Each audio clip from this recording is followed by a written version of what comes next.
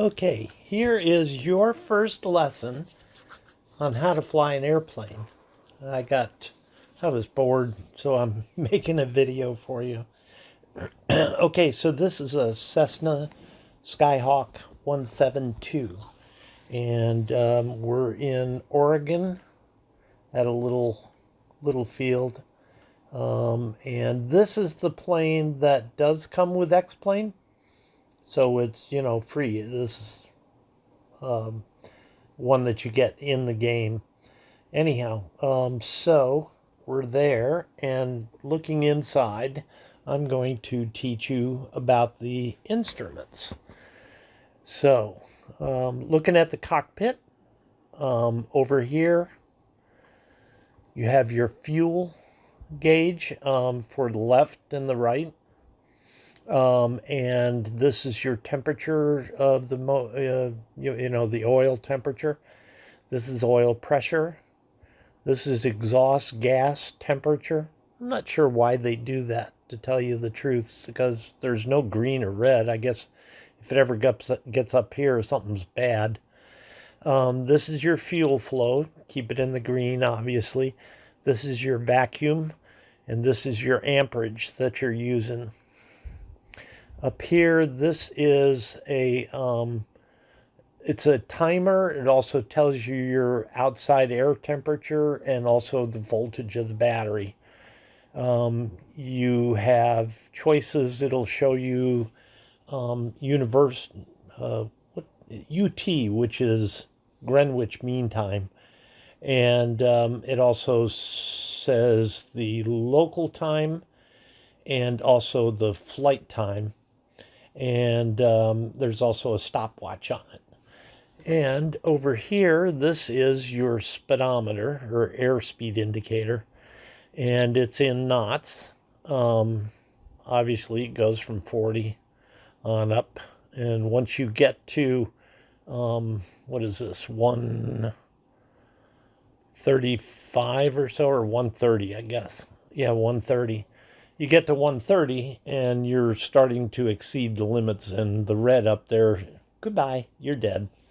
You can change this up here with this button to match the outside air temperature in centigrade, and that gives you a true airspeed and stuff. I just kind of leave it where it's at. If anything, just make it so that the 120 matches up with where 120 would be. Over here, you got your artificial horizon.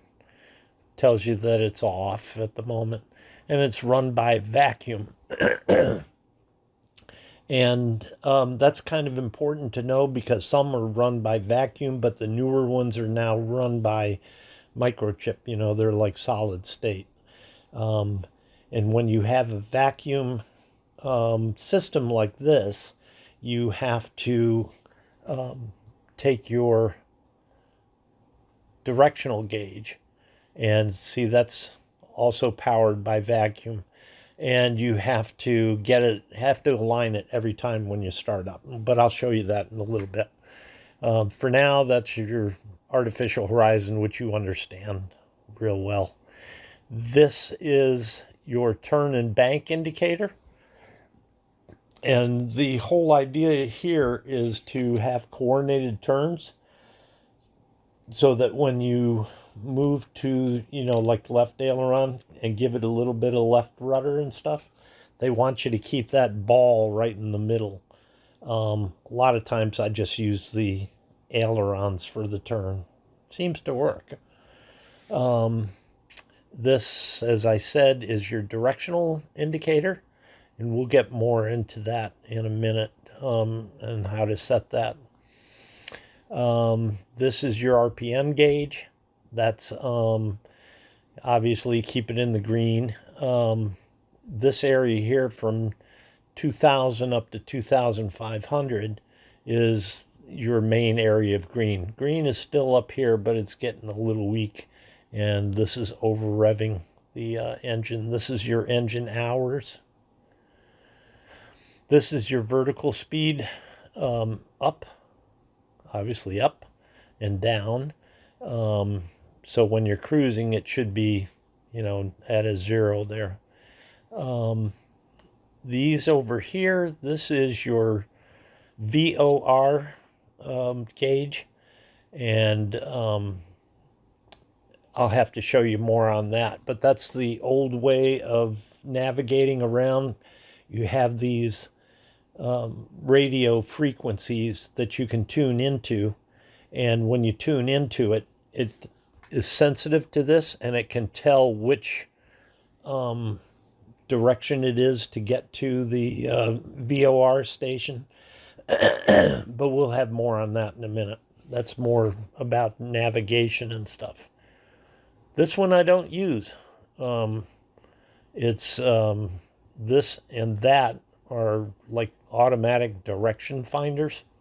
And oh no, this is the second one of these. This has a glide slope thing so that you can get on glide slopes for landing and so forth. And this is just for a VOR itself. This is the automatic direction finder. And like I said, I never ever use that. Over here, this is the communications panel. And you can select microphone, which each one of these is, you have like COM 1 and COM 2. So there's like 2 different radio systems so that if one goes bad, you've got something to fall back on. But anyhow, so you can select that there.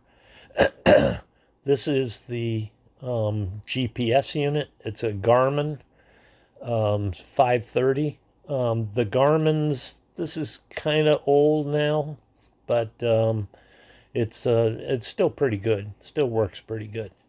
And we'll get into that more also. You also set your radio and VOR channels here on this. And we'll get into the menu on that when we get further in. This is also a 430, also a GPS. This does not have some things. Like this one has VNav, which, has your, like a little rolling map for you to tell where you are.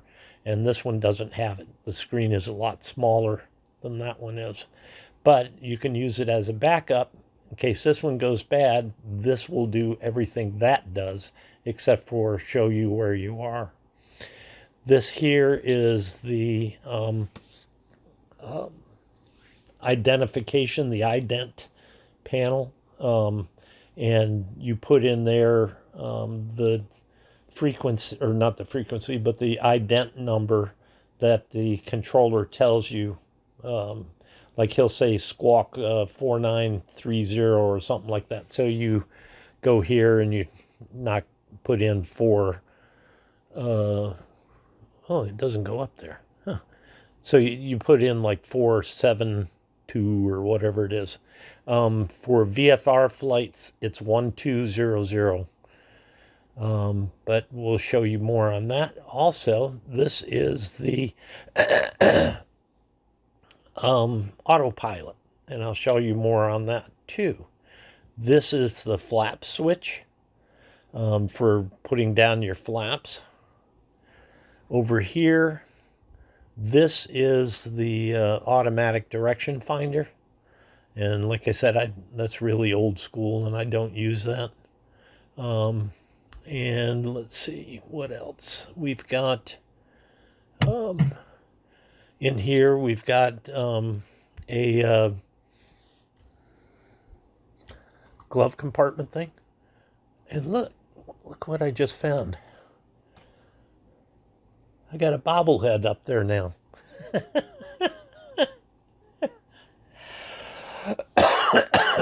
Okay, down to the lower panel. The yoke is kind of in the way here. This over here is your key for starting, and you have 2 systems on the motor, and the motor, one is called Magneto 1 and Magneto 2. And what that does is you've got two systems for the spark in the engine. And so if one goes out, you've got another one to go to. But I'll show you more on that. Also, this is the master switch. These are the circuit breakers. And here you've got your fuel pump. This is your rotating beacon on the tail. This is a landing light. This is the taxi light. Taxi light is up front. The landing light is a lot brighter, and it's on the wing. These are the navigation lights, the red and the green. And this is the strobe lights. This over here is the avionics main switch, and that turns on all of this stack over here. Let's see, what do we got? These are your panel lights to make them brighter. This is your throttle. This is your mixture, and when you push in, that's full rich, and when you pull out, that's full lean, cuts off the flow. Same thing with this. This is idle, and that's at full. And then I told you that about this. This is the flap switch, cabin heat, and cabin air. And that's it for the panel up there. This here is your trim wheel. And when you push it up towards the top like that, you're pushing the nose of the plane down. And if you want to push it up more, you can push it the other direction. I like to have it for takeoff just a little bit nose down. This is a fuel shut-off emergency if you need to. This is your the fuel selector switch. You can do the left wing tank. You can do both at the same time, or you can do just the right. I leave it on both.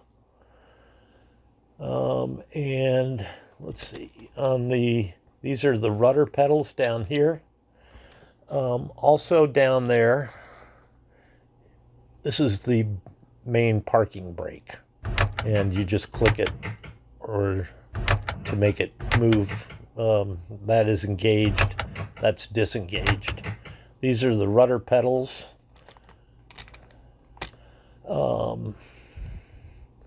Let's see, what else? This is the microphone that doesn't do a damn thing. And let's close that. And that's basically the panel. Obviously, you've got a compass right here, and you can open the doors by clicking that, and then close them by clicking there. And I think that's about it for the panel. There's the circuit breakers. I don't think I showed you them, but they're there. On the yoke here, there's this button right up here. That is how you shut off the autopilot, because there's no on-off on this. Okay, I think that's it. Part 2 coming up.